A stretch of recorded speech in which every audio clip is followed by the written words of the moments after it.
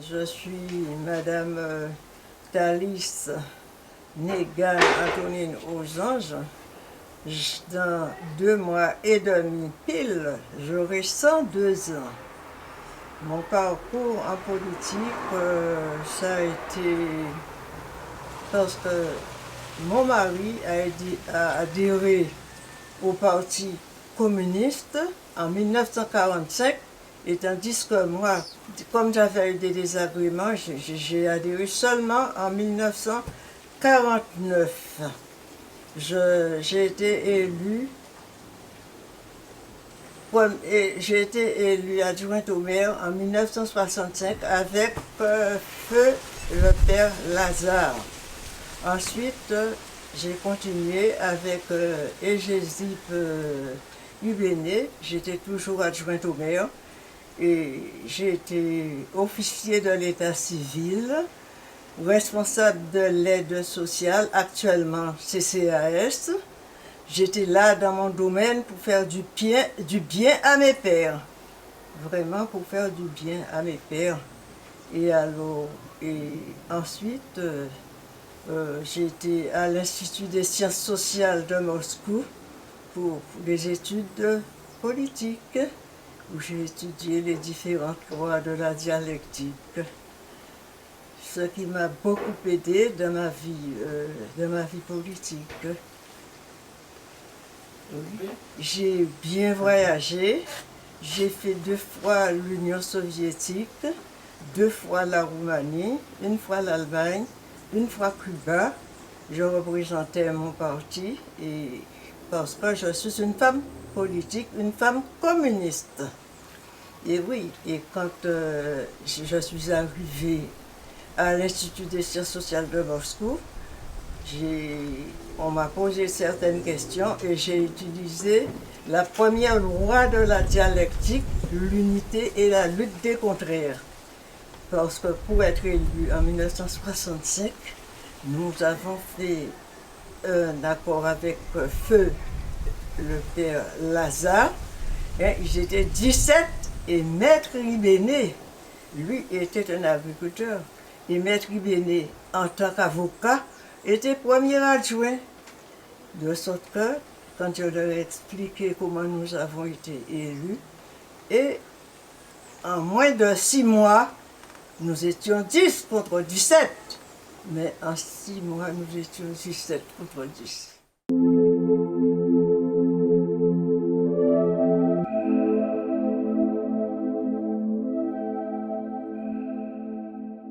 Je n'ai pas rencontré tellement de difficultés dans ma vie politique, parce qu'en réalité, je savais ce que je voulais. Non, je n'avais qu'un fils, malheureusement, qui m'a laissé cette année, il fera 5 ans. Je n'ai eu qu'un seul. Je me suis mariée à 20 ans avec M. Thalys Eugène, dit le roi René. C'était qui qu'on appelait le roi René. Et nous avons eu un fils qui malheureusement m'a laissé 2 ans et demi après sa mort. Après la mort de mon époux. Donc tous nous étions dans la même mouvance, ce qui fait que je n'ai pas eu de problème du tout en politique. Bien sûr, les femmes ont lutté, les femmes du monde entier ont lutté pour se faire, parce que pendant un moment, c'était la catégorie la plus aliénée de la société, les femmes. Elles ont beaucoup lutté pour se faire reconnaître à part entière, formant une part entière dans la société. Nous étions Madame Kirel Cancel et moi, et dans l'autre camp, dans le camp de Monsieur Lazare, il y avait aussi Madame Grandisson pour le bureau municipal. Oui. Alors, le jour qu'on a élu le maire et le bureau municipal, j'ai été élue 6e adjointe au maire. 6e adjointe au maire. Et pour former le bureau municipal, il n'y avait que des hommes. Et Maître Gerty Archimède étant là, Elle a dit, mais messieurs, vous n'avez pas vu, vous avez fait un bureau municipal rien qu'avec des hommes, mais il faut une femme. Et c'est ainsi qu'on m'a élu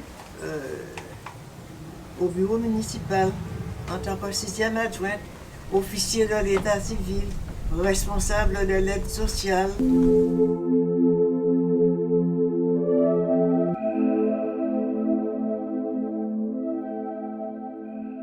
C'est seulement en avril 1946 qu'on a obtenu le droit de vote, à force de lutte.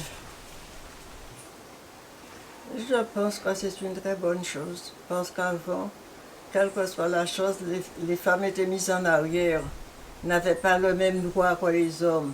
Et comme je viens de vous dire, c'est à force de leur lutte, la lutte des femmes du monde entier.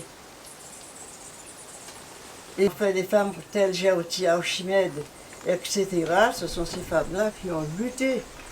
Georges Travers, Lucie Julia, par son prénom, Madame Danette. Lucie Julia, j'ai entendu tout dernièrement à la radio qu'il y a un nom, une rue à Morne-à-l'Eau qui porte son nom. J'ai éclaté de joie quand j'ai entendu ça, pour Lucie Julia.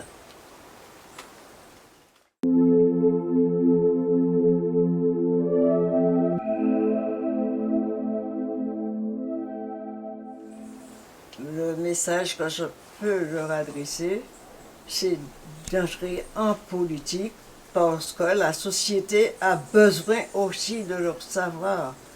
La société a besoin de leur connaissance pour évoluer. Elle doit entrer en politique, mais savoir exactement ce qu'ils veulent pour l'émancipation de la femme. L'émancipation de la femme.